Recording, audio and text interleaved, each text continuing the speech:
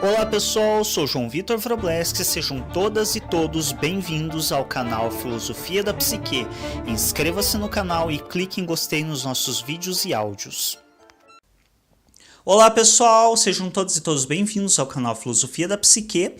Vamos falar um pouco hoje a respeito de um conteúdo que eu pesquisei recentemente para um grupo de estudos que nós temos, sobre o antissemitismo. Então, foi uma das temáticas que nós selecionamos para estar pesquisando, porque o antissemitismo ele foi diretamente influente na obra freudiana. Então, ele teve, tanto na vida do Freud quanto na obra, uma importância significativa, principalmente, claro, porque Freud era judeu e todo o preconceito contra o judaísmo nesse período freudiano, que foi bem ali próximo à Segunda Guerra Mundial, que foi a ascensão de Hitler ao poder. Então foi assim um período bem conturbado que o Freud viveu, e isso influenciou diretamente a obra dele.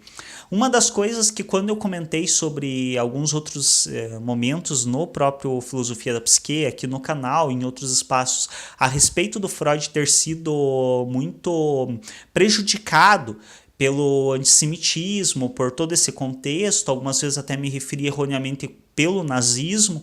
Aí muitas pessoas me questionaram, mas o Freud não viveu o nazismo de fato, porque Hitler ascendeu ao poder em 1920, que o Freud já estava com uma idade bem razoável, e ele só ganhou o poder totalitário mesmo e desencadeou tudo o que ocorreu lá por volta de 1935, se não me engano, alguma coisa assim.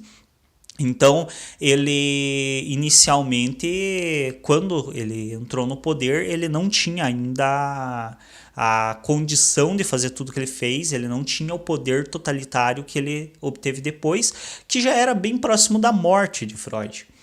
Porém, o nazismo, de fato, o Freud vivenciou pouco, porque a hora que o Hitler, de fato, ganhou poder e começou a fazer tudo o que fez na Alemanha, o Freud já estava com uma idade bastante avançada, mas ele viveu, sim, o antissemitismo, porque o antissemitismo, e aí eu fui fazer uma pesquisa, inclusive, para esse trabalho, e eu vou deixar na descrição desse vídeo as referências bibliográficas, ele é muito anterior ao Terceiro Reich.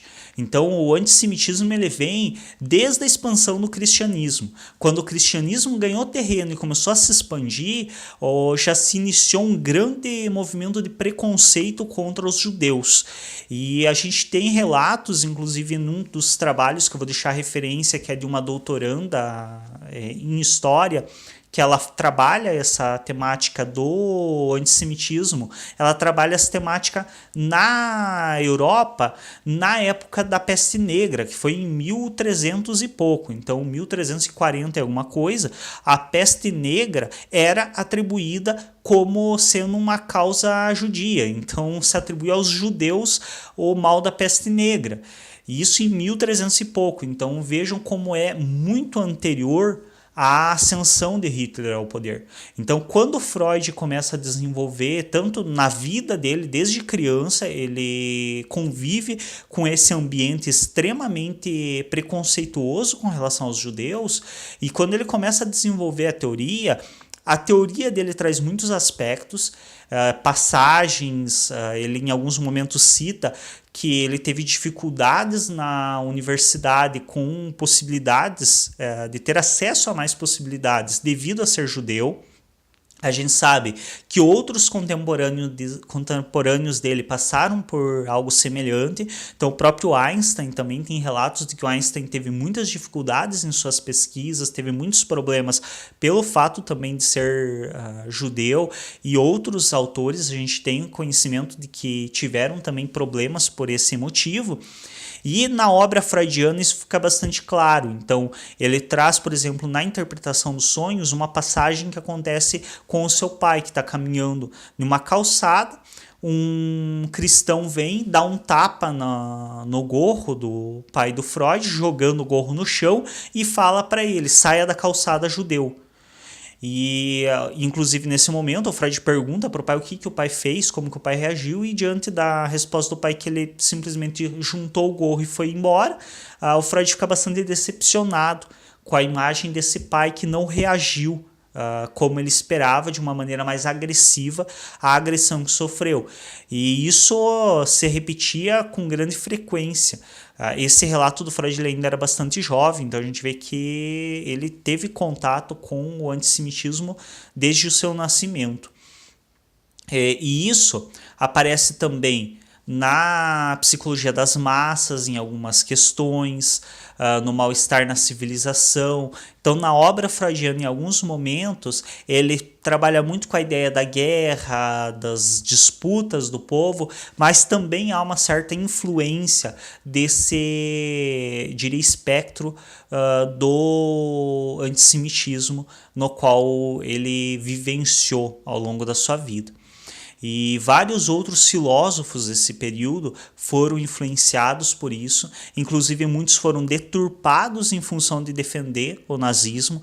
É o caso, por exemplo, do Darwin, que foi utilizado por uma vertente absurdamente deturpada e ridículo. É só realmente quem não conhece a teoria darwinista para acreditar que é possível apoiar o nazismo com a teoria darwinista evolutiva, porque qualquer um que conheça sabe que, primeira coisa, Darwin defendia que o animal melhor adaptado ao seu ambiente era o animal com maiores chances de sobrevivência. E a adaptação acontecia por mutações genéticas, mudanças ocasionais que faziam com que certas espécies se tornassem mais aptas àquele ambiente. E essas mudanças acontecem justamente pela variabilidade da espécie.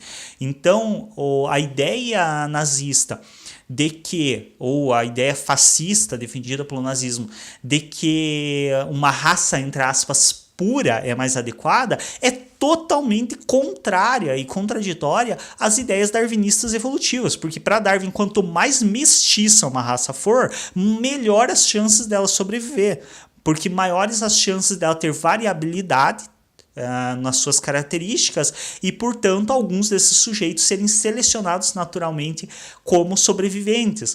Ou seja, é completamente oposto ao que é defendido pelo nazismo. Assim como o próprio Nietzsche, que infelizmente também aconteceu.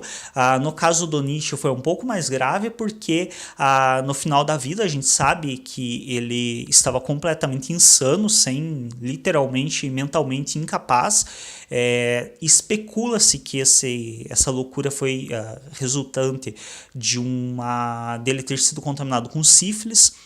Não tem uma comprovação disso, mas existem especulações.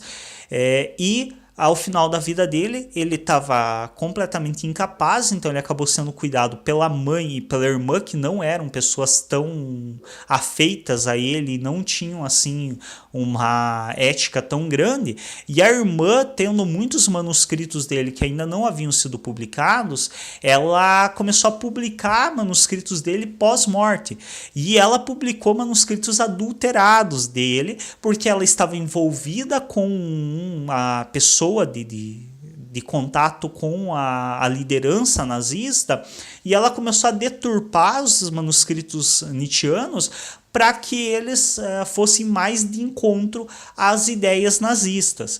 E aí, mais tarde, isso se descobriu, veio à tona. Então, há uma questão mais problemática aqui, porque de fato ela publicou como se aquilo fosse do Nietzsche.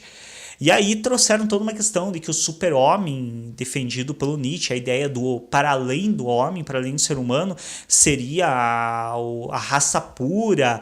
Então, são coisas assim que só quem realmente não leu, não conhece, acredita. Por quê? Porque quem leu o Nietzsche já viu inclusive os próprios textos dele, nos quais ele ataca o antissemitismo e ele se posiciona totalmente contrário ao preconceito, a toda essa questão.